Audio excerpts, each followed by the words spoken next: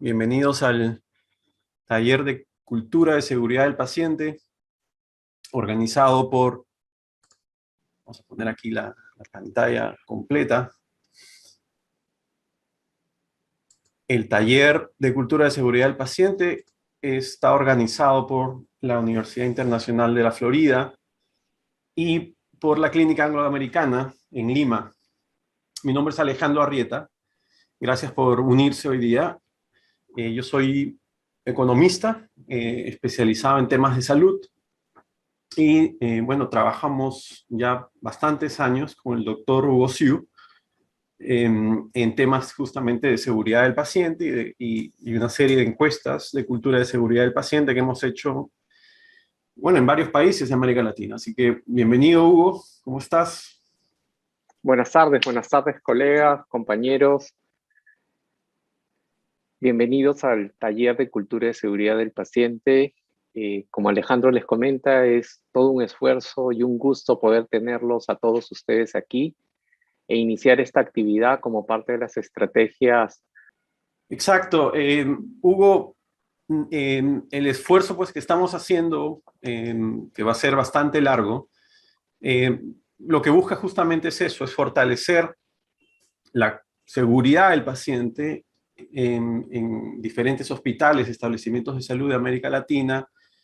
Y la verdad que en esta oportunidad, con mucho más énfasis en Perú, en parte por unos estudios que hemos hecho ya con Hugo y otros colegas, mostrando pues algunas deficiencias o una necesidad de fortalecer la seguridad del paciente en el Perú.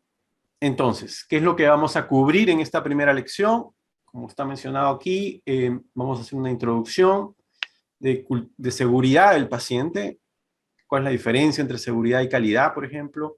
Luego vamos a hablar sobre qué cosa es cultura de seguridad del paciente y sobre la evidencia del impacto de la cultura de seguridad del paciente en eso, en seguridad del paciente. Son dos términos distintos. Una cosa es la cultura de seguridad del paciente y otra cosa es la seguridad del paciente en sí misma. Entonces déjenme presentar.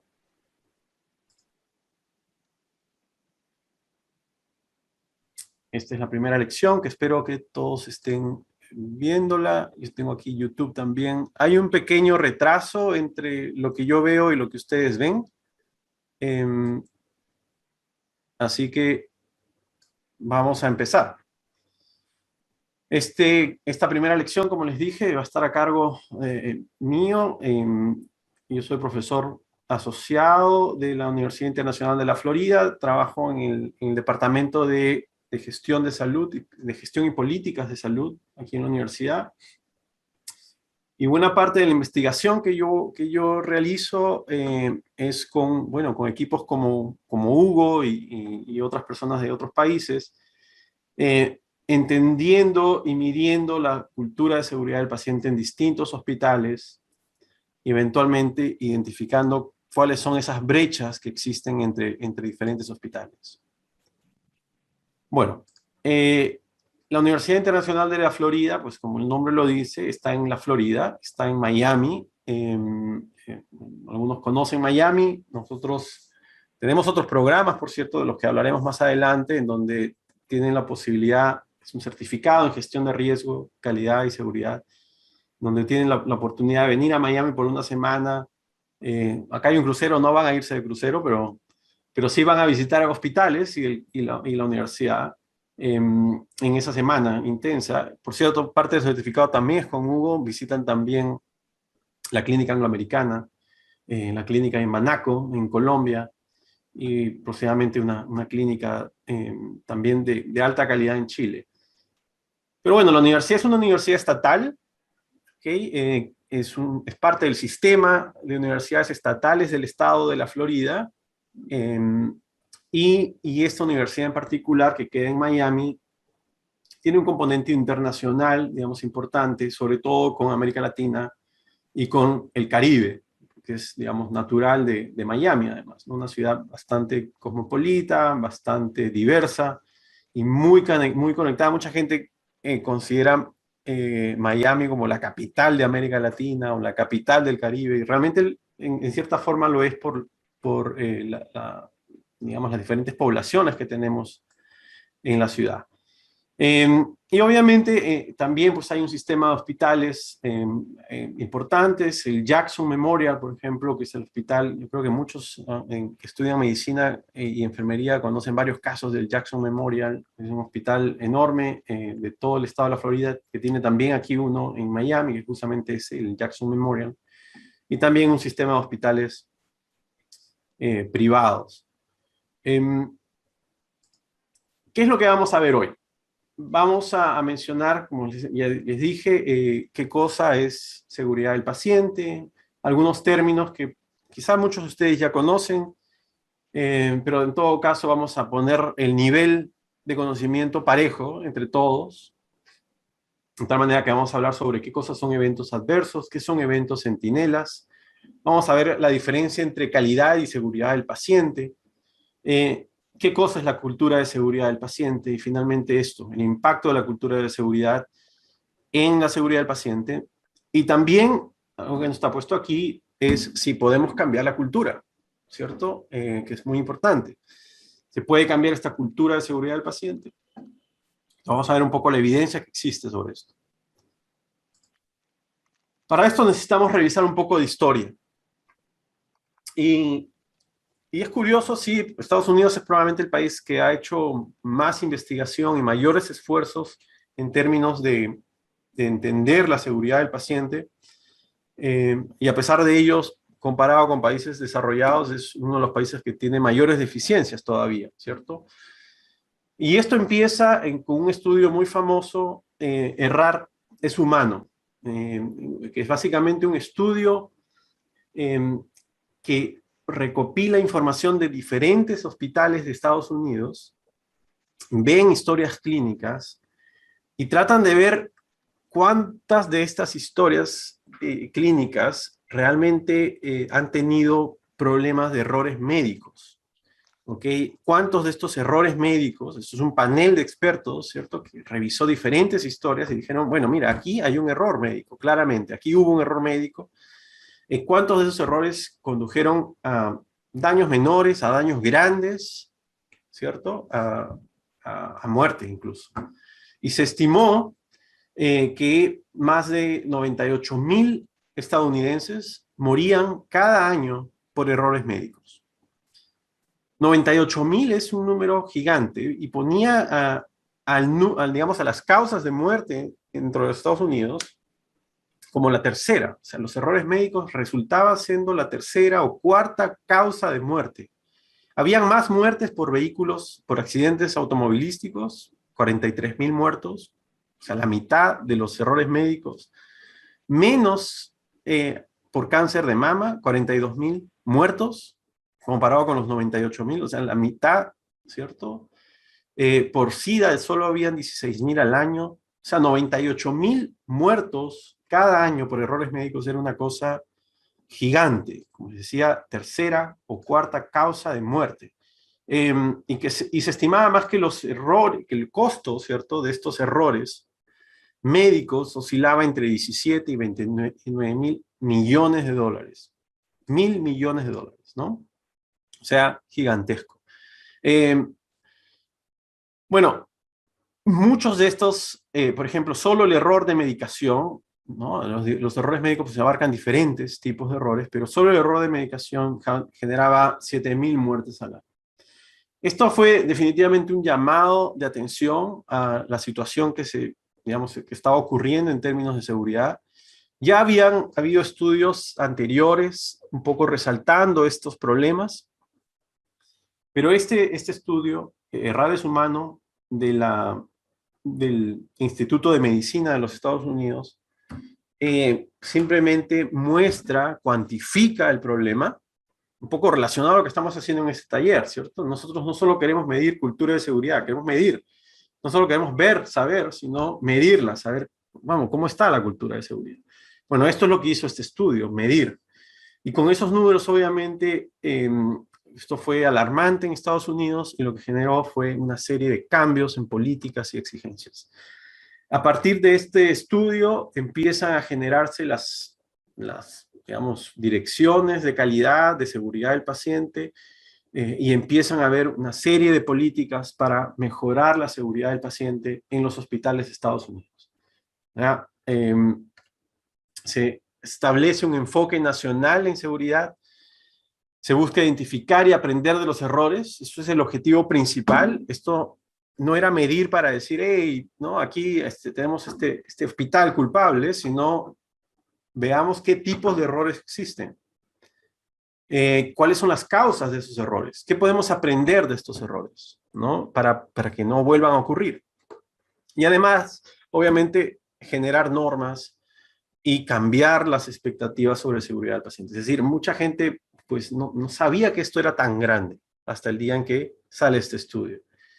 Y ese es el principal objetivo final, digamos, de este estudio, es tratar de cambiar los sistemas de salud para que sean más seguros y mejorar las prácticas dentro de todos los servicios. Así que después de este estudio, uno se pregunta, bueno, ¿qué han pasado después de todo este tiempo? ¿Han mejorado las cosas o no? Y la verdad, lamentablemente, las cosas no han mejorado en Estados Unidos, por lo menos. Se estima primero que hay un subreporte importante. En un estudio del New York Times, se estima que solo 1 de cada 7 empleados de hospitales reportan un error. Minnesota es un estado de aquí de Estados Unidos.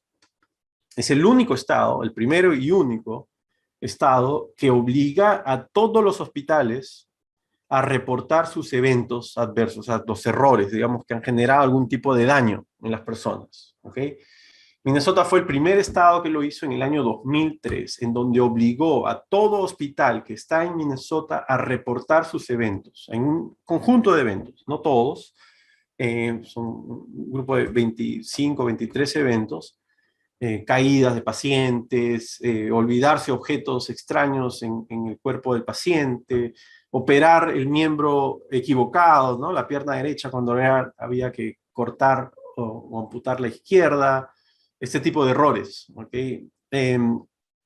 Y pueden ver aquí, desde el año 2010 hasta el año 2019, pues no hay ninguna mejora, ¿no? Esto se repite también en otros estudios, no se observa una tendencia hacia la baja. Por el contrario, en algunos casos incluso aumenta, y hoy en día, con COVID, solo, por ejemplo, en caídas de pacientes, algunos estudios ya están mostrando un aumento de 20% en caídas en hospitales. Pero aún así, si no incluimos COVID, la tendencia es o igual o sube. Es decir, todavía no podemos controlar este gran problema. Hay muchos más esfuerzos para conocer la magnitud del problema, para medirlo, como este caso de Minnesota, donde se reporta y se aprende, pero aún no, digamos, no hay cambios importantes. ¿Okay? Claro, uno se pregunta si esto está ocurriendo en Estados Unidos, ¿qué podrá estar pasando en países de América Latina, en países que tienen menos recursos, ¿cierto? O en países donde no tenemos ni siquiera los datos, que ese es el problema, digamos, de la región. Así que es importante ver las inversiones, digamos, y los estudios que se hacen aquí en Estados Unidos como para aprender de eso y tratar de hacer cambios en nuestros propios países después. Entonces, ese es el mensaje principal, ¿ok? Esto es un problema serio y no hay luces de que esto esté mejorando. Este mismo estado de Minnesota, cuando los hospitales reportan, nuevamente ellos quieren aprender. Y Minnesota, pues, obliga a que los hospitales reporten algo que se llama análisis causa-raíz, que muchos de ustedes seguro ya lo conocen. Y el análisis de causa-raíz es básicamente entender cuál es la causa de la causa, ¿cierto? La causa principal detrás de todos estos eventos. Y yo quiero que miren estas estadísticas. Esto no suma 100%, así que pueden haber varias causas al mismo tiempo. Pero ¿cuál es el mensaje principal? Miren, el 43% de problemas están relacionados a fallas en los procedimientos, a no seguir las políticas, a no seguir las reglas que ya existen. O sea, Los hospitales ya tienen políticas y procedimientos para reducir errores, ¿ok? Lo que está ocurriendo es que no se están aplicando. Hay fallas para adoptarlas o están desconectados de la realidad, ¿no? Hay reglas o que nadie ni conoce o no están usando o que no se usan como debe hacerse. Ustedes seguramente pues conocen muchas de estas, ¿cierto? Hay planes de riesgos, planes de prevención de caídas que salen desde los ministerios y que nadie aplica o digamos incluso si se aplica mal. Bueno, el mismo problema ocurre aquí, en Minnesota por lo menos. 43% de los errores, de los eventos que ocurren, están relacionados a que no se cumplen las políticas y los procedimientos. ¿Ok? Miren cuál es el segundo factor, comunicación. Hay un problema importante de comunicación. ¿Ok? Comunicación entre el equipo. La enfermera cambia de turno y no le comunicó bien a la siguiente sobre el paciente. Pasa un paciente de una unidad a otra y no se comunica bien en ese intercambio, digamos, esa transferencia del paciente. Hay problemas de comunicación, de información de diversa índole que generan eventos adversos, ¿no? Se comunicó mal la medicina y terminan poniéndole la medicina incorrecta. El médico especialista le dice, esta es la pierna que hay que amputar, y la comunicación falla, y finalmente el médico que hace la amputación pues recibe la información incorrecta y hay un error. 34%. Solo allí nomás ya tenemos 70, 80% de los problemas relacionados a problemas de no seguir los procedimientos y problemas de comunicación. También hay problemas del ambiente físico, que no está organizado, los productos, los equipos fallan. Es decir, nuevamente errores en la infraestructura, en los equipos, 26%. Entonces, más de la mitad puede ser explicado solo por factores que no son factores humanos. Factores humanos representan un 20% de los casos. Y ese es el mensaje principal. Cuando uno ve los eventos adversos, los errores, solo 20% pueden ser atribuidos a factores humanos. Es decir, el médico puede ser una falta de conocimiento del médico, no sabía, no estaba capacitado para hacer ese tipo de procedimiento, o se equivocó y fue culpa suya completamente porque, no sé, ¿no? Puede ser un tema de conocimiento principalmente, pero incluso educación y entrenamiento están separados. O sea, el factor humano, ¿cierto? Es solo 20%. El resto son fallas del sistema. El resto son fallas del sistema. El sistema falló por no tener procedimientos adecuados, por no tener sistemas de comunicación apropiados, por no ofrecer la suficiente capacidad, entrenamiento, educación, por una falla en la cultura, por falta de personal, etc. Distintos factores explican fallas en el cuidado de salud. Factores que están asociados con el sistema y no con el individuo.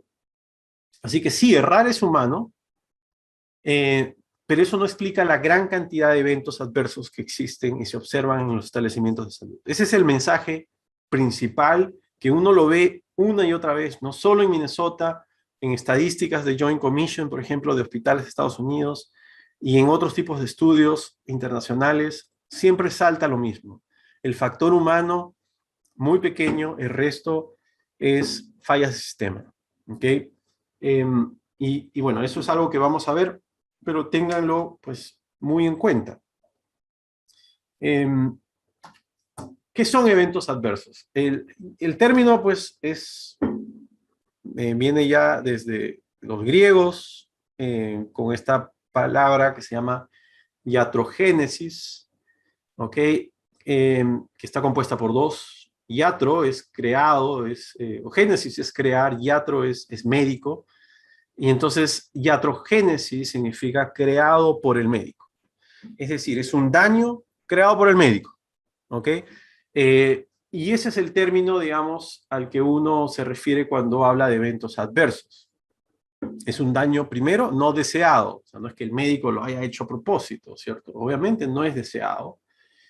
Y es creado, causado, provocado por un acto médico que estaba destinado a curar una patología o a mejorar una patología, ¿cierto? Pero producto de este tratamiento se generó un daño, creado justamente, nuevamente, por el médico. Nuevamente, el médico aquí hay que tener cuidado porque en realidad es el sistema, más que todo, ¿cierto? Y eso es lo que quiere capturarse con el término evento adverso. Un evento adverso es un daño físico, ¿ok? Que es no deseado. Eso es importante, o sea, esto no es una negligencia, o sea, no es un delito, ¿cierto? Propiamente dicho, no es que un médico quiera hacerle daño a alguien, esto no es deseado, es causado por el cuidado del médico, ¿sí? Durante el tratamiento. Eh, y esto incluye también la ausencia de tratamiento indicado, es decir, no solo es hacer algo, sino no hacerlo. Un paciente llega con un problema cardíaco y no se detecta, ¿cierto? El paciente va para tener un cuidado de salud y no se detecta, o se detecta, pero no se hace el tratamiento que debiera hacerse.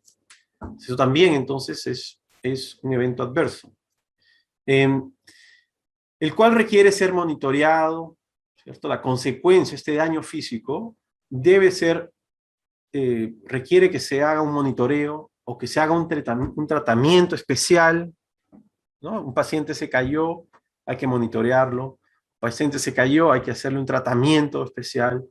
El paciente se cayó y hay que hospitalizarlo 3 días porque se rompió la cadera. O hubo un error médico, un error de medicación y el paciente muere. Ese es el daño físico. Entonces, el daño físico no deseado puede incluir desde simplemente monitorear al paciente que no le pase nada hasta que incluso muera. Y esto es entonces un evento adverso. Entonces, es importante, es un evento físico no deseado que es causado por el cuidado médico, como parte del cuidado médico, y que requiere, obviamente, pues monitorearlo, tratarlo, o bueno, incluso puede resultar en la muerte. El evento adverso, entonces, es un resultado, ¿no? Es un resultado porque es un daño palpable. Estos eventos adversos pueden ser con negligencia o sin negligencia. Y la definición de negligencia aquí está referido a tener un cuidado de salud que es subestándar, que está debajo del estándar que uno espera de un médico dentro de su comunidad. Esta es una definición usada por el estudio del Harvard Medical Practice, que fue pionero, digamos, al estudio de errores humanos, en donde hicieron básicamente lo mismo, revisaron una serie de historias clínicas y ellos revisan y dicen, bueno, aquí hubo un error, una falla, un evento adverso, ¿cierto? Un daño, producto de que se ofreció un tratamiento subestándar, o sea, que no tuvo la calidad o digamos que no tuvo el conocimiento del médico apropiado. Así que, por lo tanto, pudo ser prevenido, ¿cierto? Ese evento pudo ser prevenido si es que se hubiese hecho el estándar que uno esperaba en su comunidad, digamos, por médicos similares. Por lo tanto, por ser prevenible, por ser subestándar, se considera con negligencia. Y esos obviamente pueden terminar en una litigación, ¿cierto? En un juicio, digamos, al médico.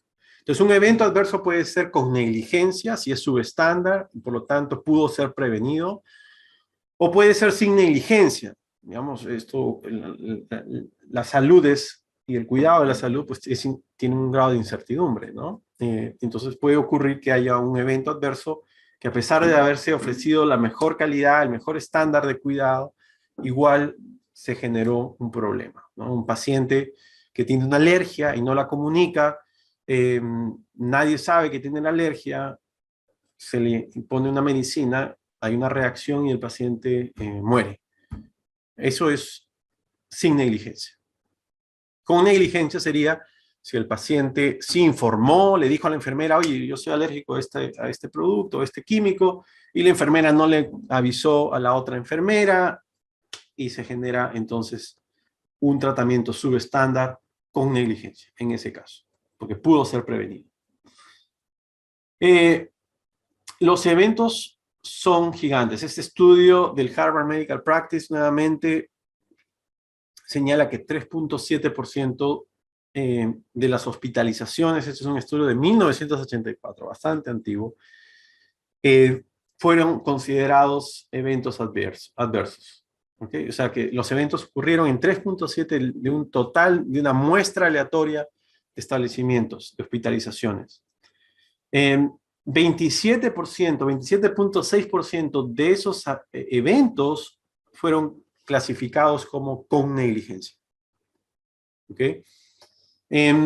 Eventos por negligencia más comunes son usualmente aquellos que tienen daños más severos. ¿Ok? O sea, muchos de estos eventos adversos realmente son eventos con, o sea, con negligencia, ¿cierto? Cuando hay negligencia son eventos severos. Y usualmente es más común entre adultos mayores. Muy bien, entonces, no son pocos. Sin embargo, vamos a ver luego algunas estadísticas que en realidad señalan que quizá este estudio sobredimensionó el problema, pero aún así digamos, es importante. ¿Qué cosa es un evento centinela? O un evento que no debiera ocurrir, un never event, es un evento que nunca debió ocurrir, o evento centinela, es un error evitable, ¿ok? Pero significativo, que no debió ocurrir, ¿ok? Bajo el cuidado, obviamente, de un proveedor. Y es un error severo, o sea, es un evento adverso, primero, pero es un evento adverso severo. Y es un evento adverso prevenible, por lo tanto, es un evento adverso con negligencia.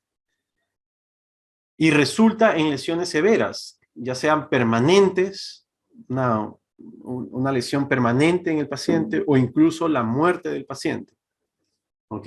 Entonces, dentro del conjunto de eventos adversos, enfoquémonos en aquellos que pueden ser prevenibles, o sea, con negligencia, y aquellos que son severos, o sea, no una caída sencilla, digamos, ligera, sino una caída que resultó en una ruptura de la cadera que le dejó una lesión permanente al paciente, ¿cierto?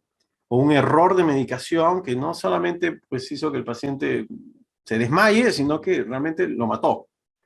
Eso es un evento centinela, esos son los eventos que no debieron ocurrir, por eso se llaman never events, eventos que no deberían ocurrir, porque son prevenibles y porque son catastróficos. Un evento también puede tener un impacto, digamos, no físico, ¿cierto? De hecho, por ejemplo, el suicidio, que puede ser producto de algún daño emocional, digamos, en el paciente, es considerado por Joint Commission un evento adverso severo. ¿Okay? Entonces, sí, uno puede tomar digamos, dar un paso mucho más allá y considerar dentro de los eventos adversos ese tipo de daños no físicos. ¿Ok? Eh, y podría ser un evento serio también, como les decía, el caso de suicidios, en la medida que genere eso, que genera la muerte o un daño permanente. ¿Ok? Buena pregunta. Entonces, yo quisiera que piensen en estos tres eventos serios. ¿Ok? Error de medicación.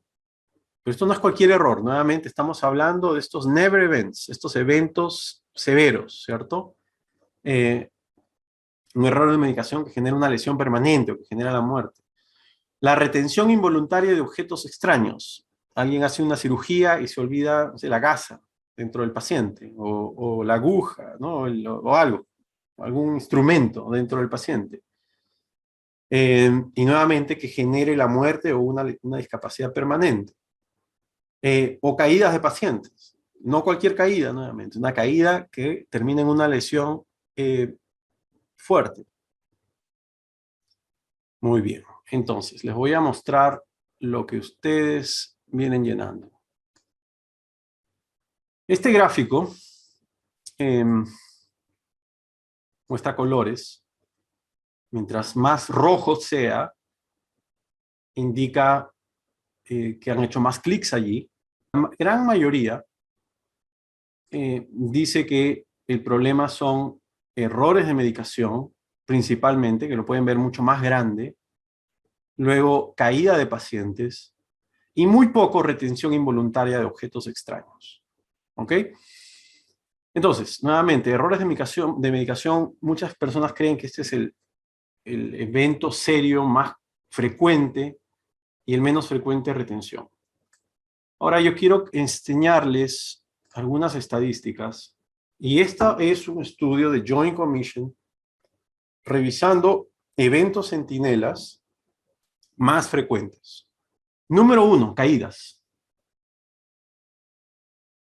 Número 2, retención involuntaria de un objeto extraño. Número 3, suicidios. Cirugía equivocada. El número 4. El quinto, demora en el tratamiento. ¿Qué les parece? Resulta que, primero, hay un tema de frecuencia. Las caídas son muy frecuentes. No todas las caídas son eventos centinelas. No todas las caídas resultan, ¿cierto?, en una muerte o en una lesión permanente. Pero al ser tan frecuentes, basta que un porcentaje pequeño genere una lesión permanente o la muerte, eso hace que las caídas sean la número 1. Luego lo que les quiero decir es que las respuestas que tenemos son las respuestas que consistentemente se tienen con diferentes grupos de estudiantes. Muchos piensan que la retención involuntaria de un objeto extraño es muy poco frecuente en términos de eventos centinelas, pero no, es la segunda más frecuente. Y uno dice, pero ¿cómo es posible esto? ¿No? Todos los alumnos dicen, si ya existen los checklists, ¿no?, la lista de chequeo, existen una serie de procedimientos para evitar esto. Y esto es Estados Unidos, donde, vamos, se usa el checklist, no es que no se usa por hace mucho tiempo. Existen procedimientos para que esto se reduzca, y a pesar de eso, caídas y retención involuntaria siguen siendo los eventos más comunes. Bueno, miren un poco las estadísticas que existen. Caídas. Esto es el estudio de Joint Commission, de un conjunto de hospitales aquí en Estados Unidos, analizando eventos centinelas y viendo sus causas. ¿Y qué es lo que se observa? Una tendencia creciente en caídas, a pesar de todos los esfuerzos que se hacen para mejorarlas, para reducir caídas en hospitales. Si ustedes conocen los protocolos que existen, los que estén familiarizados con caídas, casi todos los protocolos están hechos en este país, en Estados Unidos. Y miren, a pesar de eso, miren estas estadísticas. Una tendencia creciente en el número de caídas. ¿Ok?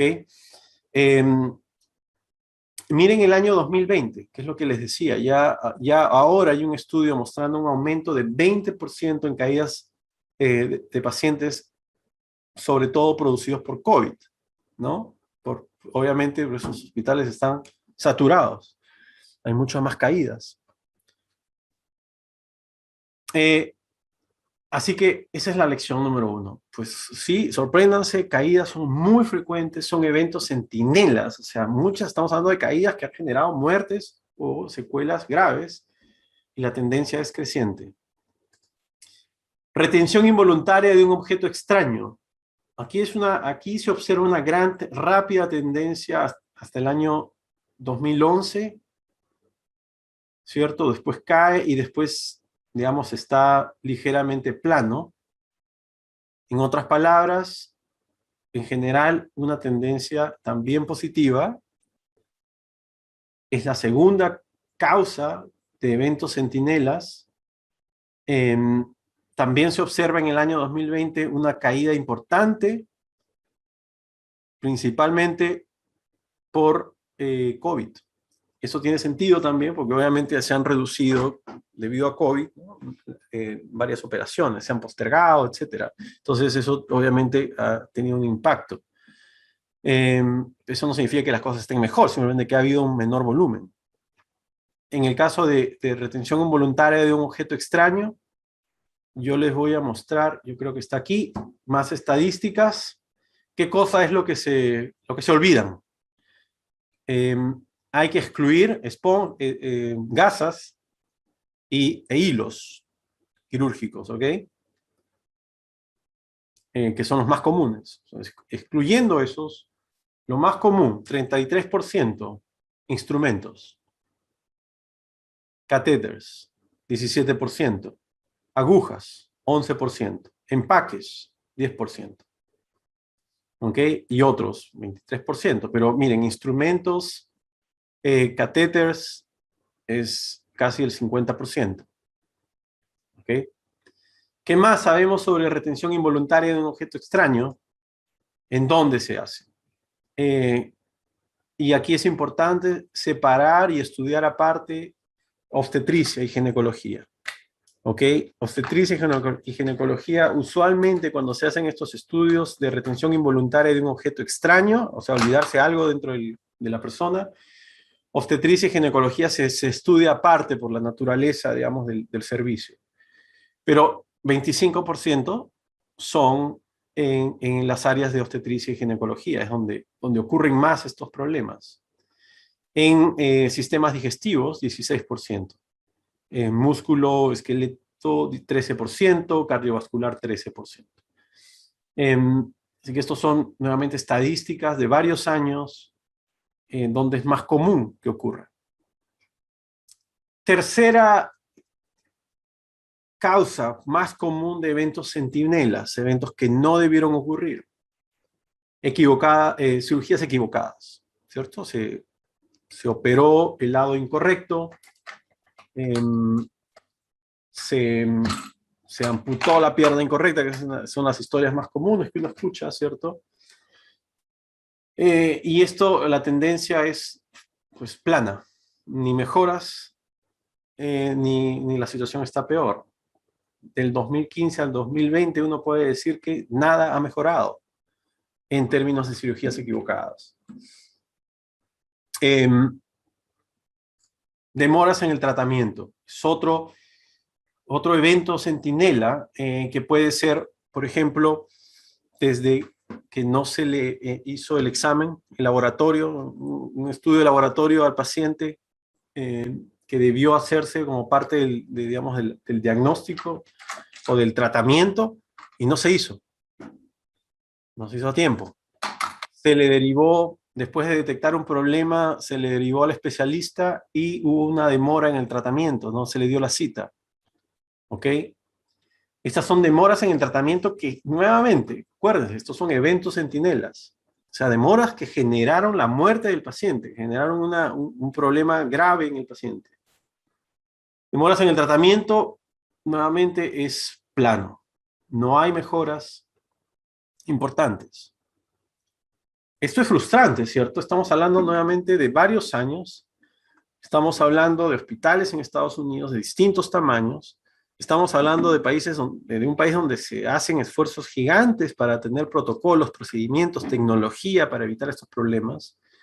Y a pesar de eso, no hay mejoras. Y entonces uno quiere recordar ese gráfico que les mostré desde el inicio. El problema no es el error humano. El problema no es que no hayan procedimientos. El problema es que no se cumplen los procedimientos, que no se adoptan, que no se siguen como deben seguirse. Ese es el problema. El problema es un problema del sistema. Entonces, vamos a hacer un ejercicio más. Les voy a mandar este enlace, en donde quiero que ahora sí escriban, identifiquen las causas de los siguientes eventos centinelas. ¿Ok? Entonces ya sabemos que son los más comunes, caídas y retención involuntaria de un objeto extraño. Ahora yo quisiera que piensen en las causas. ¿Qué origina? Nuevamente, no es la causa de cualquier caída, es la causa de caídas graves, o sea, graves en el sentido del resultado final, ¿cierto? O sea, la muerte, un daño permanente, eventos centinelas, estos eventos que nunca debieron ocurrir. Y piensa en estas causas. ¿Qué podría estar detrás de las caídas? graves. ¿Qué podría estar detrás de la retención involuntaria de un objeto extraño? Vamos a ver caída de pacientes, por ejemplo. Algunos dicen que es mala evaluación inicial del paciente, omisión, no evaluar el grado de dependencia al ingreso del paciente, evaluación inadecuada, el tema de evaluación, importante, lo repiten, falta de comunicación entre el personal asistencial, desinformación, no hay barandas, camas sin barandas, fallas en comunicación, no hay señalización, polifarmacia, equipos, por ejemplo, camas sin barandas, nuevamente, baños, duchas, o sea, infraestructura, nuevamente, y equipos. Factor humano, falta de personal, deficiencia en el espacio, evaluación, es otro punto, camas sin barandas, evaluación insuficiente del paciente, evaluación del paciente, comunicación. Mira, vamos a ir apuntando aquí temas que se están repitiendo, es un poco la idea en esto.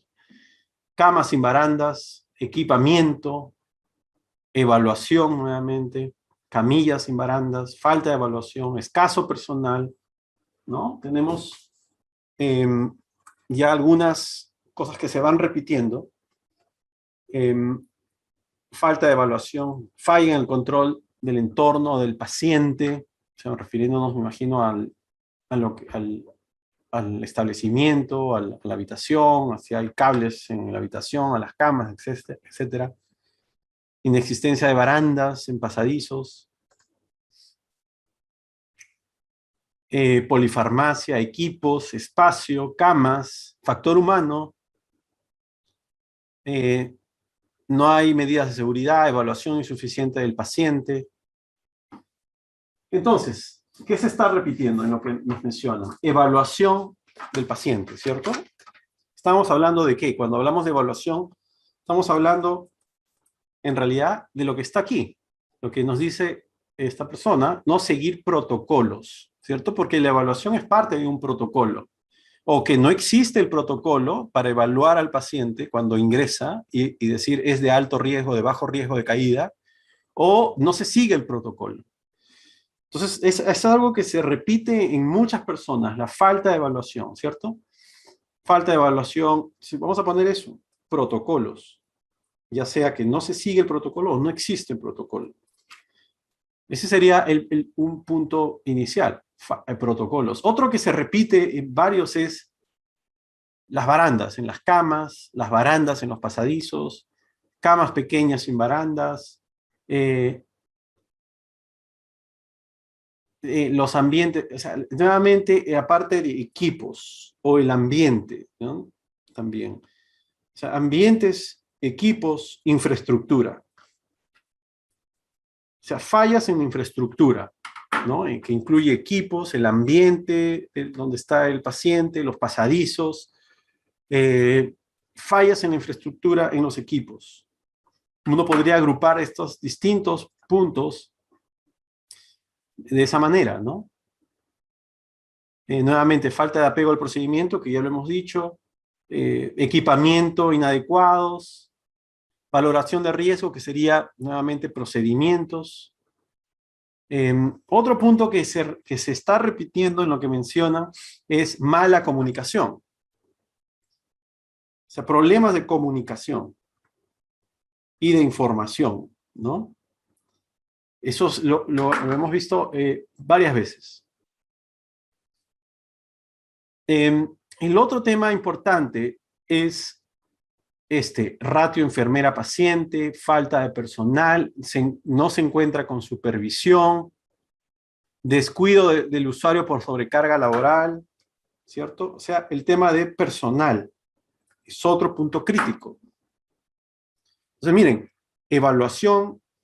protocolos, uno, ¿no? No hay protocolos para evaluar el riesgo, no se siguen los protocolos. Comunicación, segundo punto que se resalta mucho en todo lo que nos están mencionando. Ambientes, equipos, infraestructura, otro gran punto que se repite en lo que nos comentan.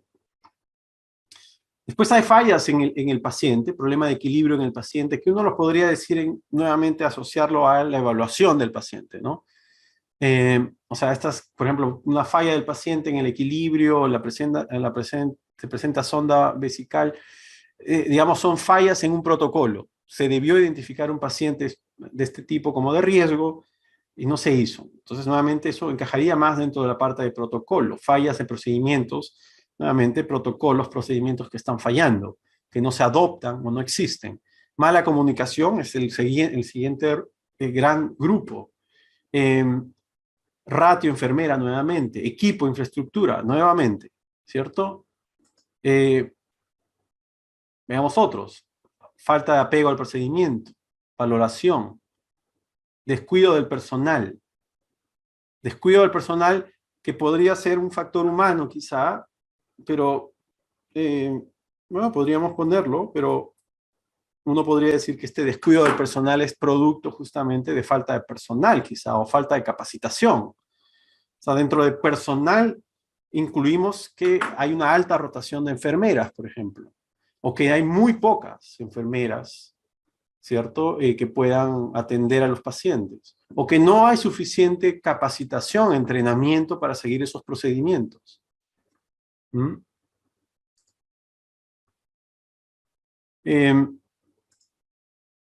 No se educa, aquí hay uno, perdón, importante, no se educa al paciente para la prevención de caídas, ¿cierto? Ese es un punto importante también, de cómo comprometer, digamos, conectarse con el paciente, con su familia, etcétera, que es parte de muchos protocolos además, ¿no? Entonces, si uno lee estas diferentes, hay muchas coincidencias en lo que escriben. Aplicación de encuesta para evaluar, no colocar medidas de seguridad, que podría ser infraestructura, desconocimiento de los ambientes del hospital, alteraciones neurológicas, que es parte del paciente, que nuevamente esto implicaría más parte del procedimiento para identificar lo de alto riesgo, deficiencias en el espacio, nuevamente eso es más equipos, infraestructura, el ambiente.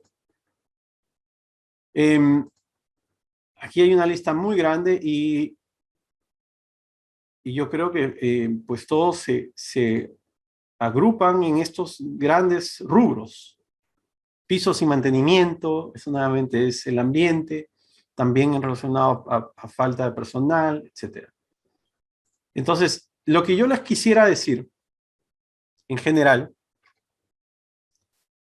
es que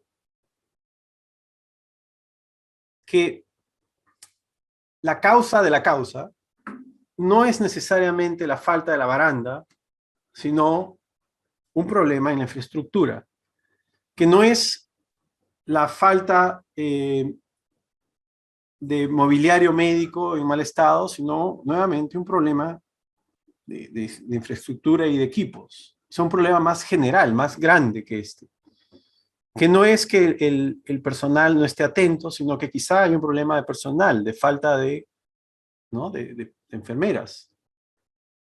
Multitasking, ¿no? Etcétera. No se preocupen, ya tenemos muchas respuestas y nuevamente lo que me gusta de este tipo de ejercicios es que se repite un patrón, ¿no? En las respuestas. El problema no es piso resbaladizo en general, el piso resbaladizo es la consecuencia de un problema más serio, digamos, que es una falta de un procedimiento adecuado, de un protocolo, ¿cierto? Para mantener estos espacios más seguros.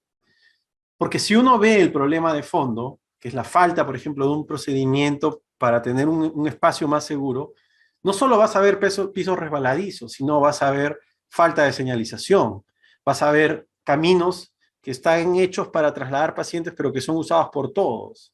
Vas a ver escaleras que están mal diseñadas. Entonces, cuando uno va al problema de fondo, descubre que detrás de eso hay miles de detalles adicionales, ¿cierto?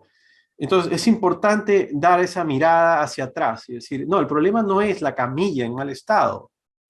El problema realmente es la falta de recursos para mantener los equipos bien, alineados a una mejor seguridad, ¿cierto?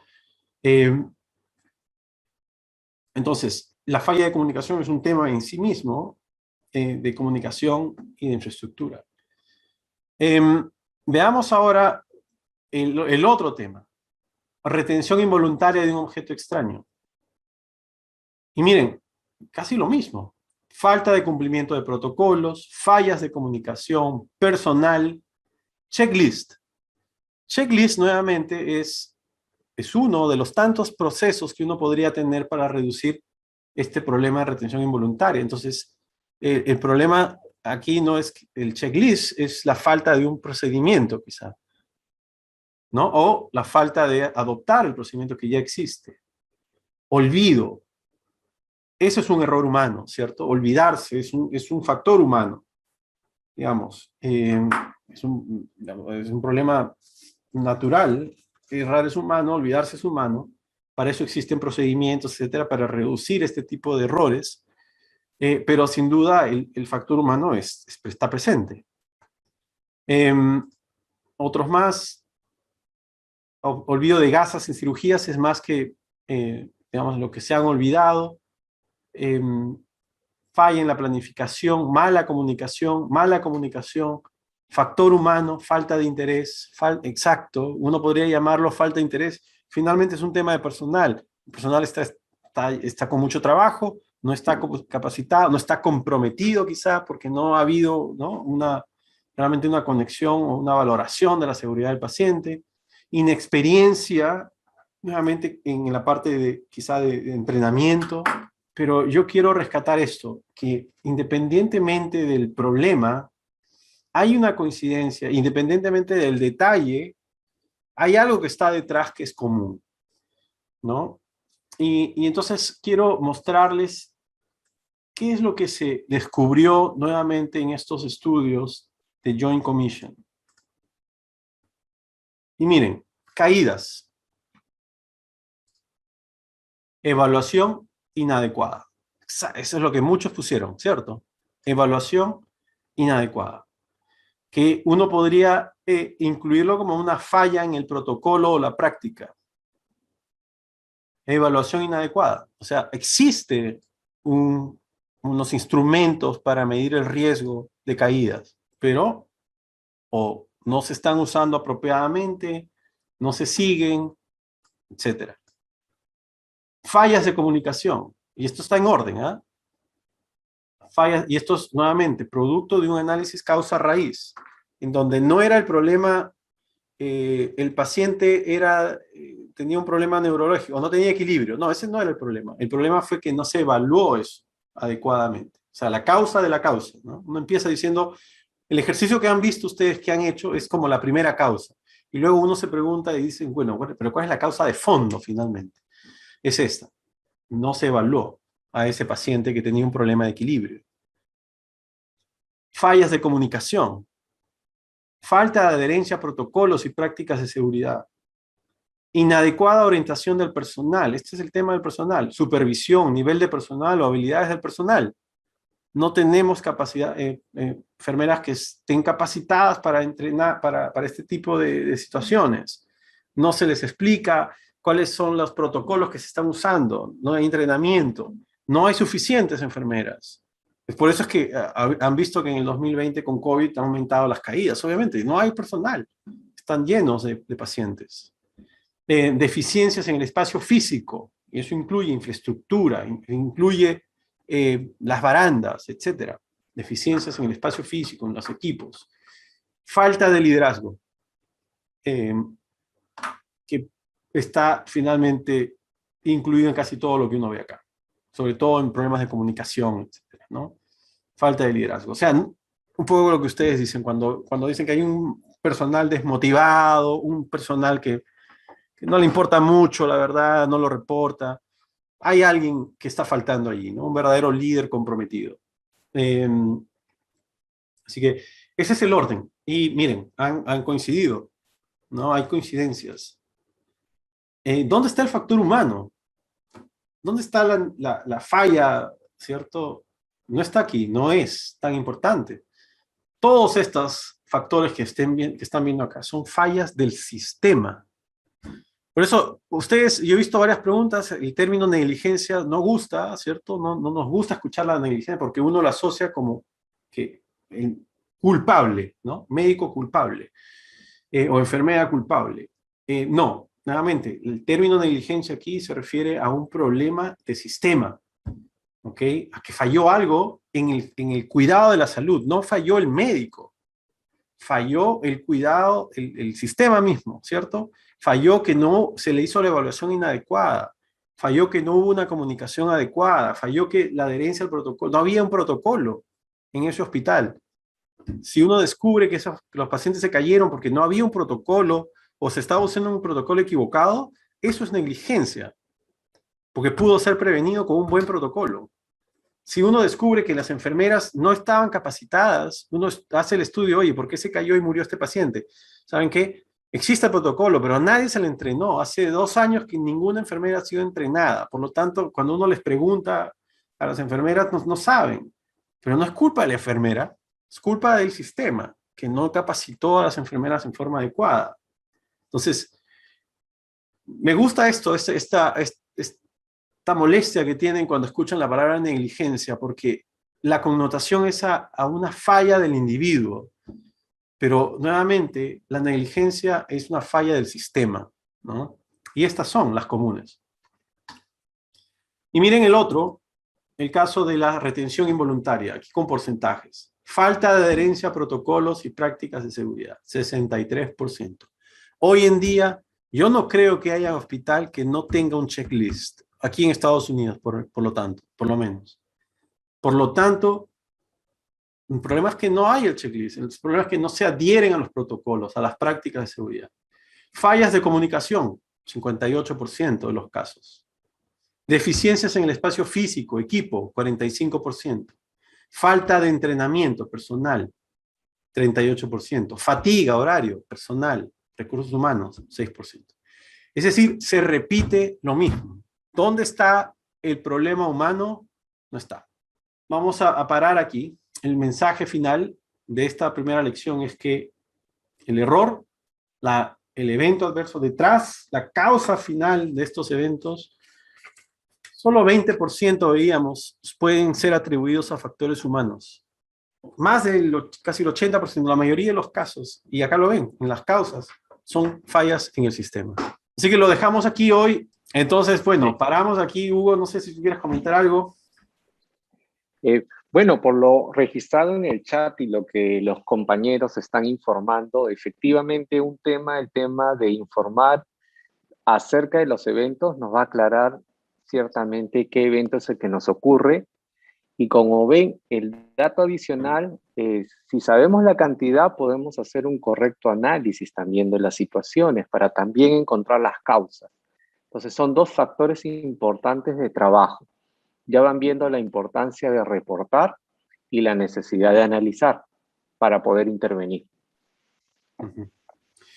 Perfecto. Bueno, entonces no les quitamos más tiempo. Cerramos la sesión de hoy.